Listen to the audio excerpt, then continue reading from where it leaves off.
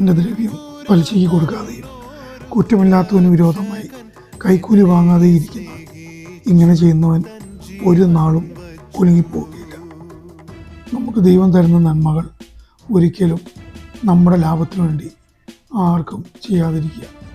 അത് ദൈവം നമുക്ക് തന്ന ദൈവത്തിൻ്റെ ദാനമാണ്. അത് മറ്റുള്ളവർക്ക് നമ്മൾ യാതൊരു പ്രതിഫലവും ഇച്ഛിക്കാതെ കൊടുക്കണം.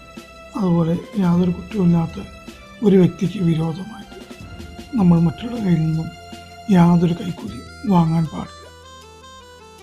ഇങ്ങനെ ചെയ്താൽ ദൈവത്തിന് പരിജ്ഞാനത്താൽ അന്യായ പ്രവർത്തികളിൽ നിന്ന് നമ്മൾ വിട്ടു നിൽക്കുമ്പോൾ അതിന് പ്രതിഫലമായി ദൈവത്തിൻ്റെ നന്മ, നിലനിൽക്കുന്ന നന്മ നമ്മളെ തേടി വരിക തന്നെ ചെയ്യും.